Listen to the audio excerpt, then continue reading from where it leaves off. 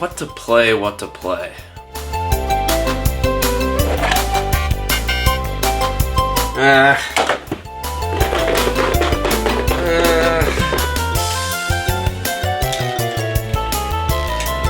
Oh, man, I don't know.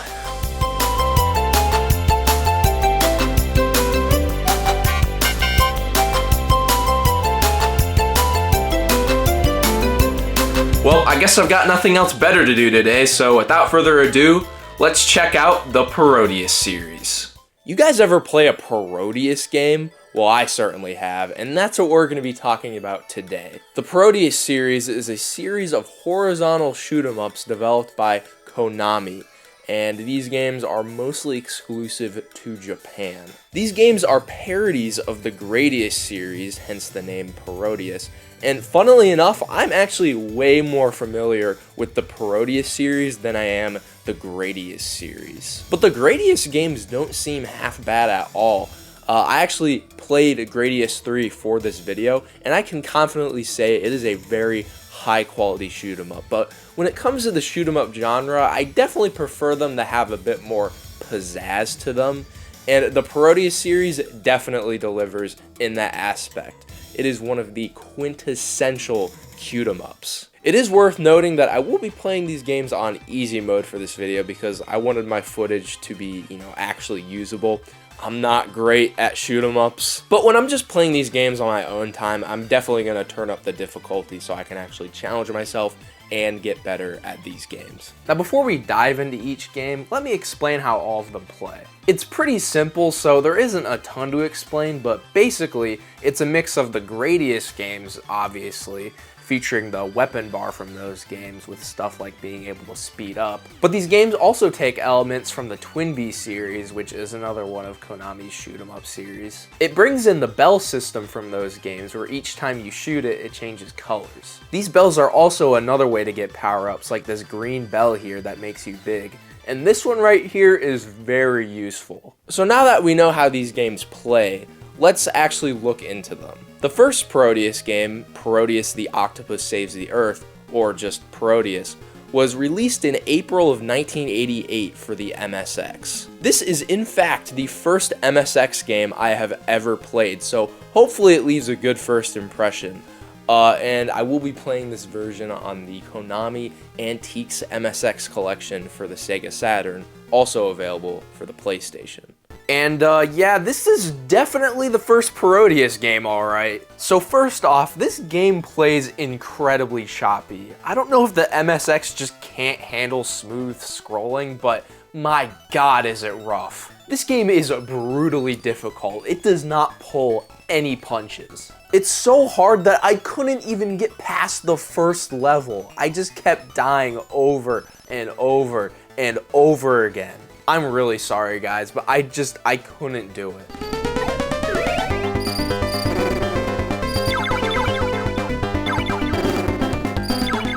But hey, this game is worth bringing up because it started the Parodius series. I mean, can you say that about yourself? That was like the shortest video game review I've ever done. Well, don't worry, we've got 4 more games to show, so let's get back into those. Next game up is Parodius Da, which was released in the arcades in February of 1990, making it the first ever Parodius game to be released in the arcades. There were several ports of this game released for some of the systems at the time, and some of them actually were released in Europe, so this is the first time this series ever went outside of Japan. I will be showing the arcade version of this game on the Parodius Deluxe Pack for the Sega Saturn, which was also available for the PlayStation. So starting off, we've got 4 characters to choose from, that being the Vic Viper from Gradius, the Octopus from the original Parodius, Twinbee from the Twinbee games, and this penguin named Pitaro, who is original to this game, but is the son of Penta from Konami's Penguin Adventure games. So this game is a massive improvement from the MSX game. This is when Parodius truly became great in my opinion. This game is absolutely monumental for this series. The game starts off with this awesome sea level with all these wrecked ships in the background. Then we have our first boss encounters, one of them being this giant cat that is inside of this ship. Then the second boss of this level is this giant penguin who is a pirate. Now, the second level is where this series' bizarreness really gets shown. Starts off with some pretty standard fare. Then there's this woman named Chichi Bintarika here where you have to strategically move through her legs, which isn't too difficult, but it can be challenging if you don't have the pattern down.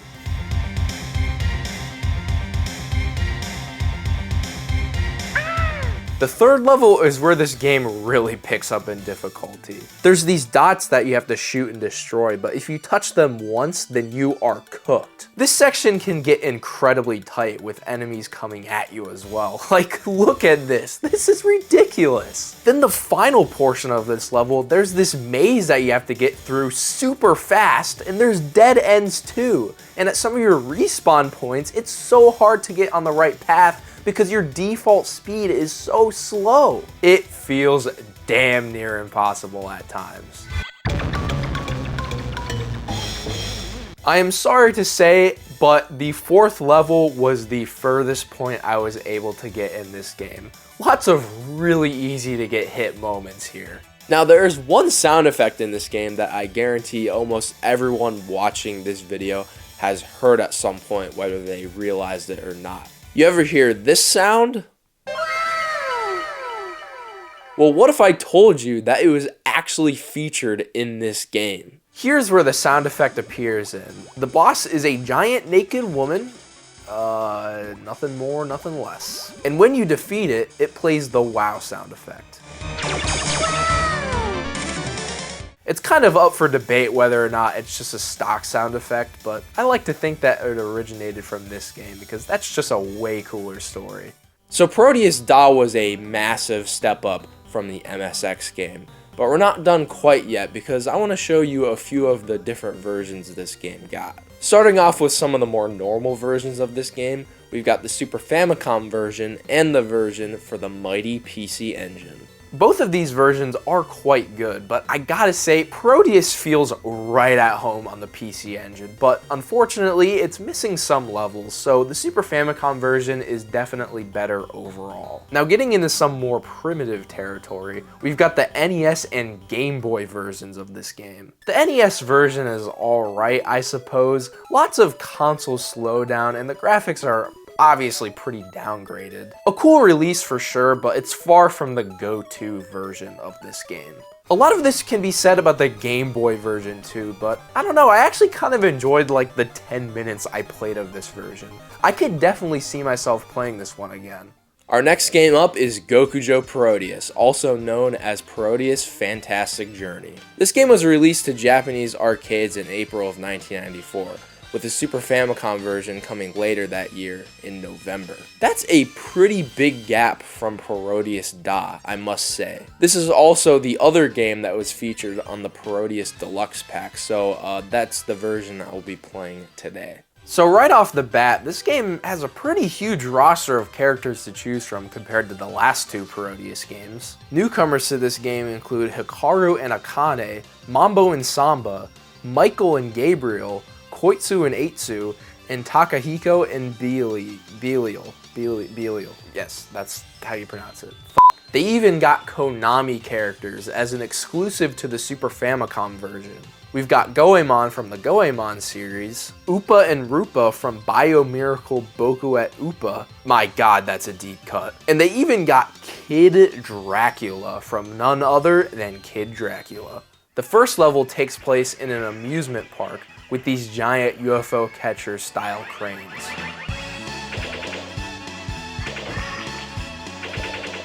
The second level is an ocean level similar to the first level from Da. Let's see what that looks like.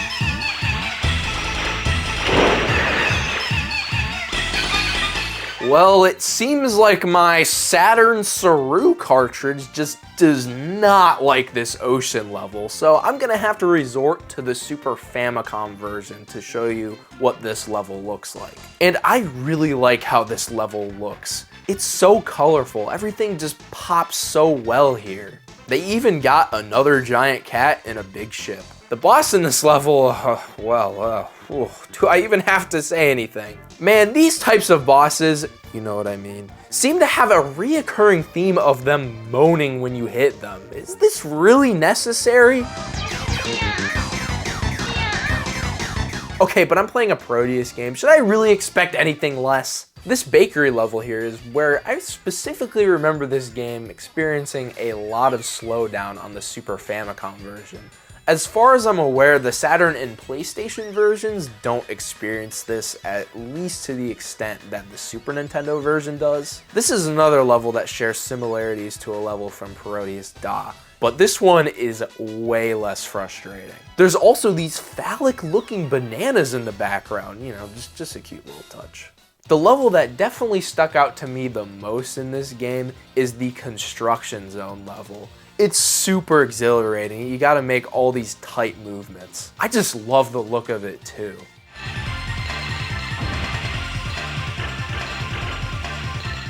The last two levels of this game are also super cool. You go up to the damn surface of the moon and then there's a mansion on it. It's just wild. The final level is also pretty neat. You meet with Chichi-Binta Rika again, who is even bigger than she was in Da. And the final boss is piss easy. Like, this octopus, it ain't even trying. I could beat this final boss with my eyes closed. So yeah, I don't have a ton to say about Gokujo Parodius, but I can definitely say that it is another excellent entry in the Parodius series. Next game up is Jikyo Oshibari Parodius, also known as Chatting Parodius Live. This one right here has got to be my favorite Parodius game of all time. Unlike Parodius Da and Gokujo Parodius, where those were released in the arcades, this one was only on consoles. Originally being released on the Super Famicom in 1995, it got a port to the Sega Saturn and PlayStation a year later, also in December. I will mostly be looking at the Sega Saturn version for this video. So why the hell is this game called Chatting Parodius? Like, what does that even mean? So basically, this game has a narrator that chimes in throughout the game. It's times like this where I really wish I knew the Japanese language, because I really want to know what he's saying.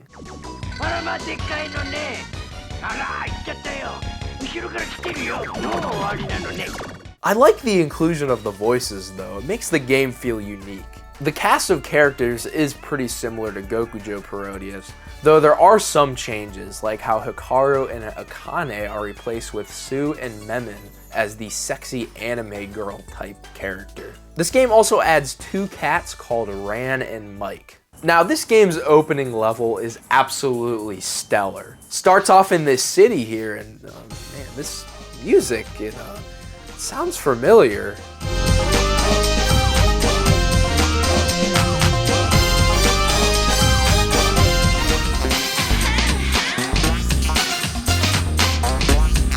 Wait, this is That's the Way I Like It by Casey and the Sunshine Band. What the hell? I've listened to a couple of Casey and the Sunshine Band's music, and I really like them, so this was such a good inclusion. The Parodius games do tend to remix already pre-existing music, mostly classical music, but I would have never expected Casey and the frickin' Sunshine Band. Anyways, the rest of this level is such a vibe. You got these DJ penguins all around. It's so fun.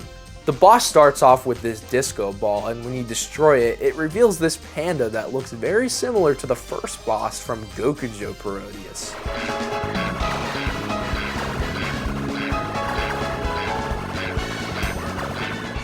The next level is also school themed, and this right here is probably my favorite level in the entire game.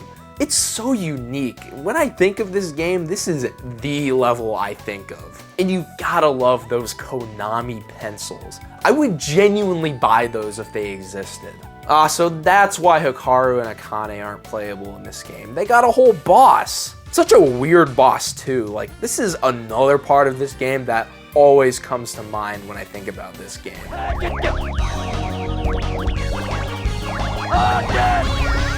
They've got a Twinbee themed level in this game. Now, of course, Twinbee has been playable in this series since Parodius Da, but it's very cool to see an entire level based on the series. And whoa, this boss, look at it. Who the hell comes up with this?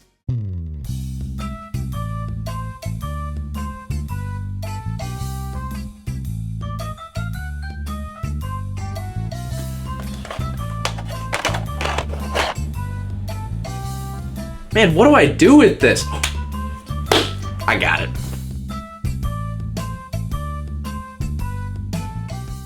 The level after that is themed to the Edo period of Japan, and the boss of this level also features Goemon and Ebisumaru from the Goemon series in this clamshell looking thing. Another really cool callback.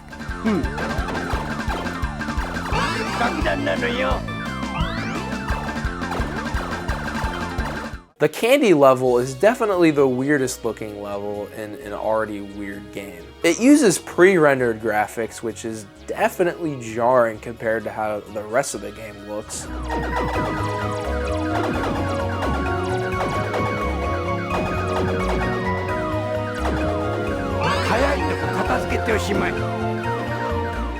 There is an entire level of this game that completely consists of bosses, and it is a pretty damn long level. At least it feels super long, and man, the art style of these bosses are so weird. Like, it's at this point of the game where I don't even feel like I'm playing the same game anymore. And I mean that in a good way.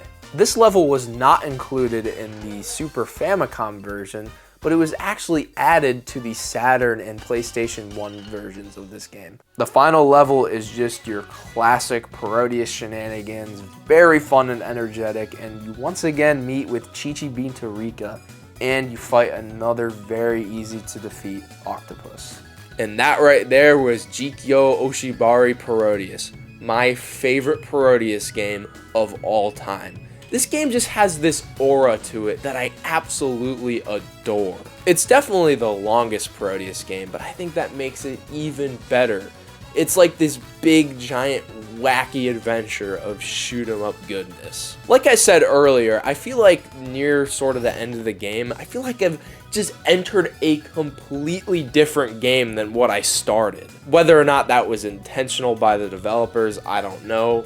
Probably wasn't, but it's just a cool way to look at it. Since this game wasn't released in the arcades and was a console exclusive, I really feel like they were able to put their all in this game with no limitations. Like, this game does not pull any punches. Next game up is Sexy Parodius, and yep, that's the actual title. This game was first released in the arcades, unlike Chatting Parodius, in March of 1996. It later got ported to the PlayStation and Sega Saturn in November of 1996. I guess you could say this is like the first next generation Parodius game. I will be playing the Sega Saturn version for this video, shocker I know, but seriously, who wants to play a freaking shoot 'em up with the PS1 D-pad? Nobody! The Sega Saturn D-pad is way better. There's some new characters added, that being Ivan and Toby, Shooting Star and Black Viper, and Option and Multiple. This game's opening level is very good. It's a farm, and my god, it is just super colorful and so happy all around. Very good opening level, I must say. The boss is even an ear of corn.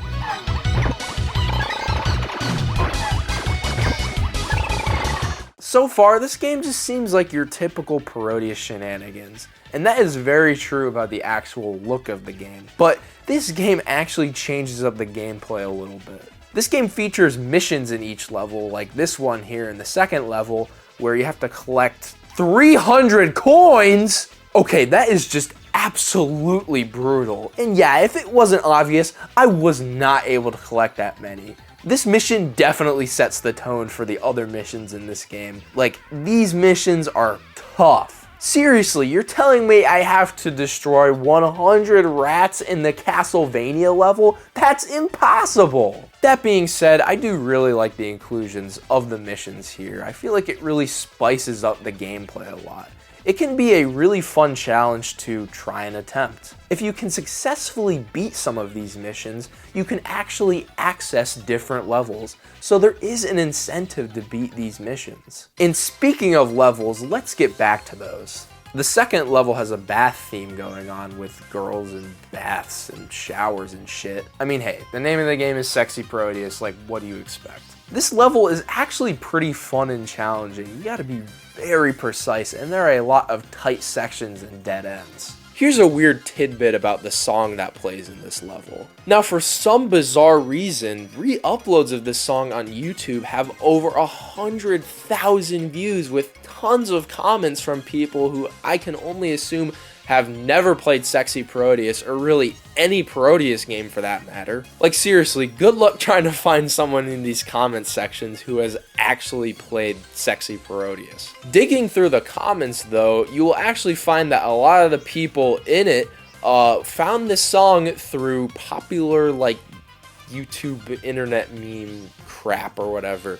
It's pretty interesting to see this song has such a wide reach like this. I really hope this song actually got more people to play Sexy Parodius and the other Parodius games. Anyways, there's a freaking Castlevania themed level in this game. The music even starts off with the first level music from the original Castlevania.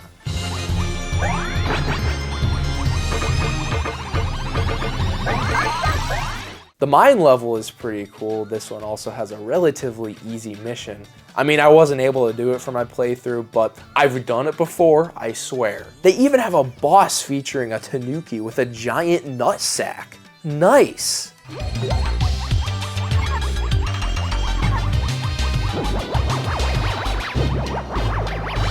The rest of this game is just an absolute hoot and a holler. There's a boss rush where you have to fight bosses from the previous Parodius game, a level that features this penguin just absolutely going to town on another penguin, and yeah, that's all I really have to say about that level. You've got this awesome sky level that's super energetic, and the final level takes place in the freaking Taj Mahal. Alright, this is the final boss of Sexy Parodius. Let's make this one count.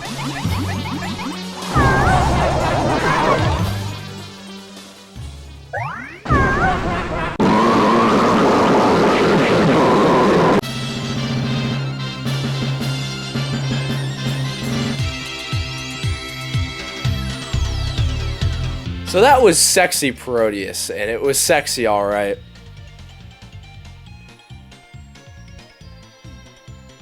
While I definitely do like chatting Parodius more, this is an absolutely stellar follow-up and another great entry to this wacky series. However, this was unfortunately the last mainline shoot-'em-up style Parodius game, which is an absolute tragedy, but they definitely put their all into this one. Now, what do I mean when I say that Sexy Parodius was the last mainline Parodius game? Well, what if I told you that they made a spin-off of Parodius exclusively for the PS1, which was a turn-based strategy game? This game is called Paro Wars, and it was released for the PlayStation 1 in September of 1997. Yeah, when I first heard about this game, I could not believe it actually existed. It's crazy, a spin-off of a series which was already a spin-off of Gradius. It's confusing, I know. Now, I'd really love to go more in-depth into this game, but this game is very dependent on text, and I do not know Japanese, nor does this game have an English translation, so I'm really sorry guys, I'm not able to really show much from this game. So that right there was the last released original Parodius game, but we would still get some Parodius content in the following years. Now, one thing that Konami just loves to do is just make pachinko machines based on some of their dormant franchises. It's like they got a fetish for it or something. Still waiting for that Rocket Knight Adventures pachinko machine, Konami. The Parodius series has a grand total of 8 pachinko machines, with the first one being released in 1998 and the last one being released as late as 2010. I'm honestly super surprised by this. The Parodius series is the last series I would have expected to receive a frickin' pachinko machine. let alone 8 of them. There isn't a ton of info about these online, but there is some footage of them that you can find. Now, other than the pachinko machines, there was one final release in the Parodius series, and that would come in the form of Parodius Portable for the PSP, which was a collection of all the Parodius games other than Paro Wars, which was released in January of 2007. Most of the games in this collection are just straight ports of the original games, which is just fine. But the original MSX Parodius actually received a full-on remake, which I think is well-deserved and needed. This was such a cool inclusion. Gone is the choppy scrolling of the MSX version, and everything is way less cramped. Now, there is one minor issue with this collection, and that issue lies with chatting Parodius, where in this collection, they completely removed That's the Way by Casey and the Sunshine Band due to copyright issues. So they replaced it with this Dance Dance Revolution song. This is definitely a shame, but it is just one level, and it's not like I'm actively going to be playing this version of chatting Parodius, but it's still pretty unfortunate. They also rearranged the opening level music for Sexy Parodius and Gokujo Parodius, which is really strange. So that was the Parodius series, and man, what an adventure this was. This is such a great series of shoot-'em-ups that I recommend anybody check out. This is a reminder of a time when Konami, or really any major video game company, could release such bizarre and out there games. These games are just pure, unfiltered labors of love for the shoot-'em-up genre. At the end of some of the credits of these games, there's text that says, "We love shooting games." And this really shows that they cared about this genre immensely. Unfortunately, I don't see this series ever coming back. I mean, they could at least re-release the original games, but even then, it's been how long since they last did that? Like, I don't see it happening anytime soon. So even if this series is dead for the foreseeable future, we can at least look back upon them and appreciate them for the creative gems that they are.